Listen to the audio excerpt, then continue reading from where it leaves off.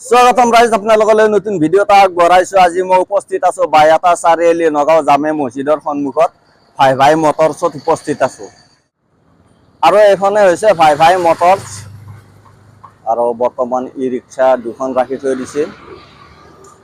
আৰু ফাইনেলি আমাৰ লগতে মালিক আছে ভাই ভাই মটৰ্ছৰ। বৰ্তমান কিবা কম্পিউটাৰৰ কাম কৰি আছে। যিয়ে নহওক তুমি আমাক গাড়ীকেইখন দেখাব লাগিব। এতিয়া গাড়ীকেইখনৰ মানে কেনেকুৱা top model, all model, new model যিখিনি আছে মানে গোটেইখিনি দেখাব লাগিব।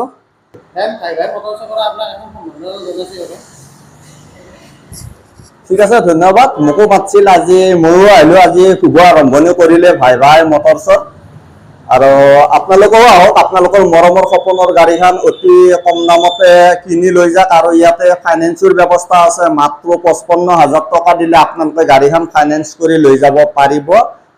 আৰু মানে ডকুমেণ্টছ লাগিব, পান কাৰ্ড, আধাৰ কাৰ্ড, ভোটাৰ কাৰ্ড আৰু পাছবুক, চেকবুক লাগিব।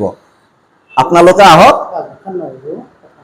পাছবুকটো নহ'লেও কথা নাই, আৰু আপোনালোকে আহক। ফাইনেলি এখন টপ মডেল হয়, আৰু লগতে আছে এইখন টপ মডেল। আচ্ছা, যিয়ে নহওক বাৰু, এইখনৰ দাম কিমান আছে? ফাইনেলি এইখনৰ দাম আছে 1,70,000।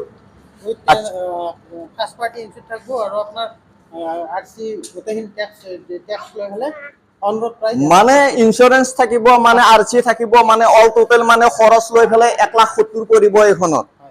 আৰু এইখনত আচ্ছা সেম দাম ন? আচ্ছা 1,60,000 পৰিব। গাড়ী বৰ্তমান এই দুখনে নে?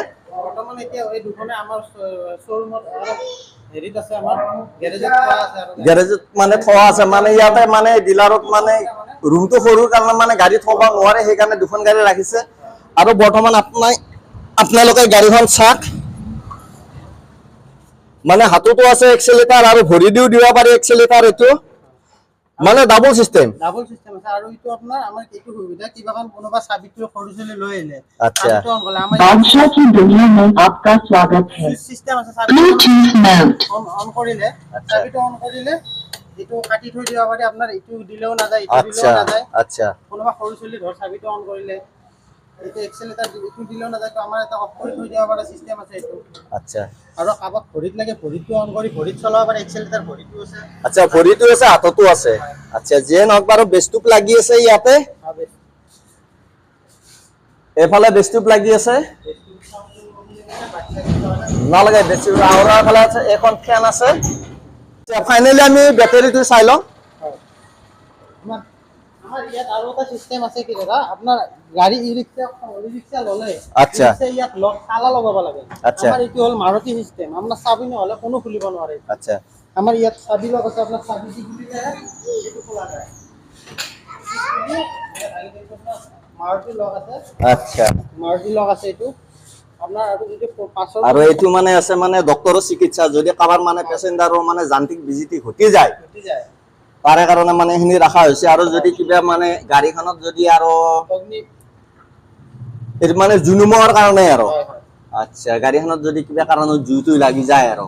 আচ্ছা, আমি বেটাৰী চাই আছো। বেটাৰী আমাৰ 150 এম্পিয়াৰ, এনে আলটিমেটলি 135 এম্পিয়াৰৰ বেটাৰী লাগি থাকে। আচ্ছা, আমাৰ 150 এম্পিয়াৰৰ বেটাৰী লাগি আছে। আচ্ছা, আচ্ছা, আমাৰ ইয়াৰ হেৰি হ'ল 15 মাহ।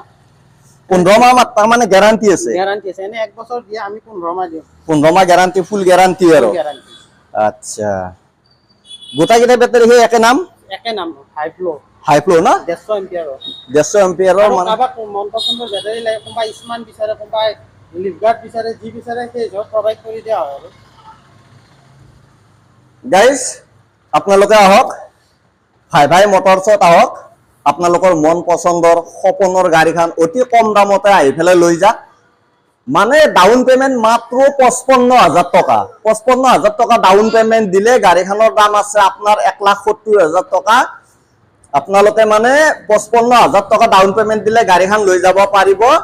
আপোনালোকে অতি সোনকালে আপোনালোকৰ মৰমৰ সপোনৰ গাড়ীখন লৈ যাওক। আচ্ছা, আপোনাৰ তাত যেতিয়া গাড়ীখন ল'ব আহিব কাষ্টমাৰে, মানে ডকুমেন্টছ কি কি লাগিব? ডকুমেন্টছ লাগিব পান কাৰ্ড, আধাৰ কাৰ্ড আৰু ভোটাৰ কাৰ্ড। আৰু বেংক পাছবুক লাগিব, চেকবুক নতুবা পান কাৰ্ডটো লাগিব, এটিএম কাৰ্ডটো লাগিব। এটিএম কাৰ্ডটো লাগিব। আৰু কাৰোবাৰ বেংক পাছবুক নাই, ভোটাৰ কাৰ্ড, আধাৰ কাৰ্ড, পান কাৰ্ড লৈ আহিলে হ'ব। বেংক পাছবুকটো আমি ইয়াতে কৰি দিয়া হয়, সেইটো আমাক সুবিধা কৰি দিয়া হয়। ঠিক আছে, ধন্যবাদ। ফাইনেলি গাড়ীখনৰ মই আৰু এটা বিষয় জানিব বিচাৰিছোঁ, গাড়ীখন চকত যাবাৰ চিষ্টেম নে পাৰ্টি চিষ্টেম? আমাৰ ইয়াতে জেনুইনলি গাড়ীত পাঁচটাকে পাৰ্টি থাকে, কিন্তু আমাৰ গাড়ীখন আছে 7 পিচ পাৰ্টি। আৰু আল্টিমেটলি আমাৰ গাড়ীত স্প্ৰিং আছে, গাড়ীখন চেষ্টা কম হয়। চেষ্টা কম হয় না? বেলেগ গাড়ীতকৈ আপোনাৰ গাড়ীখন চেষ্টা কম পাব। আৰু আপোনাৰ জেনুইন আমাৰ 40 স্পীড থাকে। আপোনাৰ খালী গাড়ী যিমান ডাউট আপোনাৰ যদি আপুনি ফুল লোড লৈ যায়, ডাউটটো সমানে থাকিব, ডাউটটো কম নহয়। আৰু ধৰ মানে দিনত কিমান মান ৰানিং কৰিব পাৰি, কিমান কিলোমিটাৰ যাব গাড়ীখনে লোড দিয়াৰ পিছত? লোড দিয়াৰ পিছত মিনিমাম আপোনাৰ 110 কিলোমিটাৰ মাইলেজ পাব। মানে 110 কিলোমিটাৰ মাইলেজ যাব আৰু ন লোড দিলে? আচ্ছা, ঠিক আছে, ধন্যবাদ।